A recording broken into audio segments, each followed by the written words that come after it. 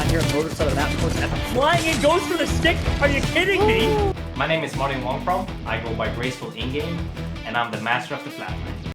Tip number 1 for the flatline being the spray pattern. Understanding how to spray properly on dummies is a good first step to learning the pattern. The pattern is a upside down 7, meaning that you drag bottom right, and at the last 5 to 10 bullets, depending on how big your mag is, you drag to the left. And that's it. That's the entire spray pattern.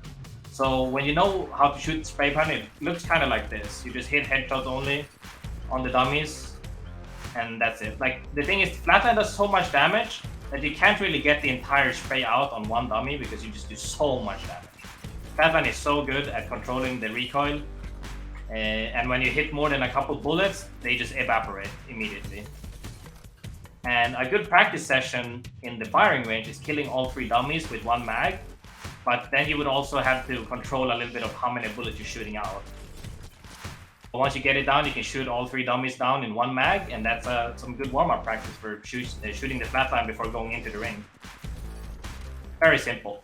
Another tip for within this number 1 tip of controlling the spray pattern is that you can compensate the movement by going sideways. Either holding left or holding right makes the spray pattern 10 times easier. So if I just hold left, I barely even have to move my mouse at all. You see? It goes completely straight. Nobody even has to do anything. I'm literally just doing the same movement, holding left, holding A the entire time. I barely have to move. Every shot is the headshot, holding right, same thing. Completely same thing no matter what. There's pretty much no recoil on the flatline when you add in holding A or holding B. It's really that simple, right? Nothing I have to do. Hold A, drag bottom right. Hold A, drag bottom right. All headshots are dead immediately. Then you can do the same thing for D as well. Hold D, and they're dead. Hold D, and they're dead. My tip number 2 for flatline is that it's really strong in switching between hipfire and ADSing, meaning that you can pressure people to do mistakes and you can punish them by either hipfiring or ADSing. So the reason why the flatline is so good is because it's so versatile on every range. You can be mid-range and ADS from a good range. It doesn't even matter. You can track them properly. You can hipfire up close, you can slide on them and hipfire. And even longer ranges, from super far downtown, you can still keep an accurate spray on them. And there's really nothing that the flatline can't do. But the strength of the flatline, once again, lies in the fact that how versatile it is, but how you can punish people and forcing people to play the way you want to. So what I'm gonna do here is I'm gonna slide on this Wraith. I'm gonna hip fire. The moment the Wraith jumps, I immediately go into ADS because I know when they jump, they're in they fall in a very specific way that you can track them. There's really not much they can do. Even if they tap drift mid-air, you can still track them very easily compared to when they're on the ground like this. There's no way you can track them, but when they jump in the air, you can immediately one-clip them. So how it looks like is like this. We come up close, I hip fire, he jumps, and I ADS, and then we go back to hip fire. My tip number 3 for flatline is that it's really good on movement-based characters and also on Gibby.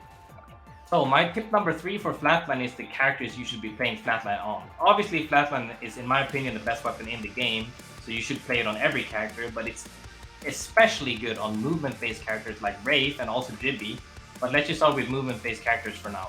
The reason why it's so good on movement-based characters is because they're the ones who take off angles, meaning if you play Wraith, you want to play away from your team to take aggro or off angles so that they can't focus all 3 of you at the same location.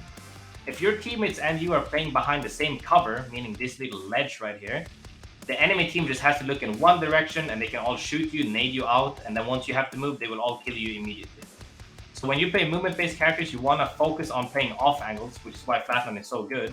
You're playing on an off angle here, where if they shoot your teammates, you shoot them. If they shoot you, your teammates shoot them. That's an off angle, right?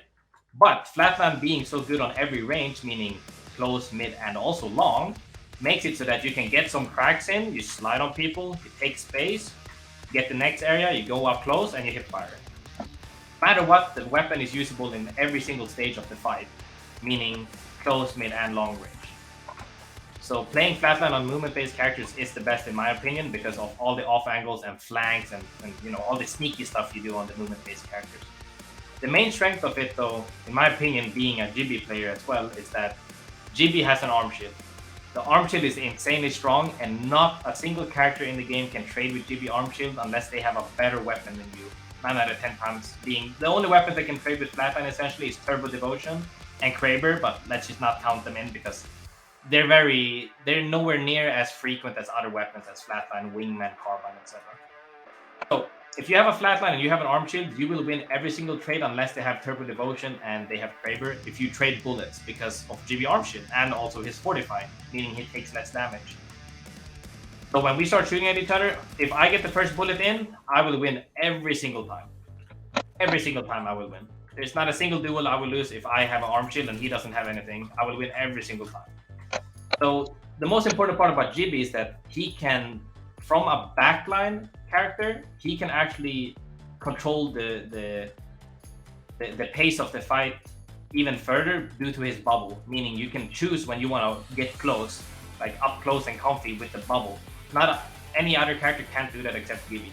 So what Gibby can do is he can pressure you immensely because he has an Arm Shield. He gets a crack, immediately bubbles up, and now you're forced into a bubble fight with him, where you can just hit fire if you have the Flatline, or where when you're a Gibby player, you're going to be playing shotgun into your second slot. So you open them up with the Flatline, you slide into the bubble, you hit fire them, or you have your shotgun, and they're just dead.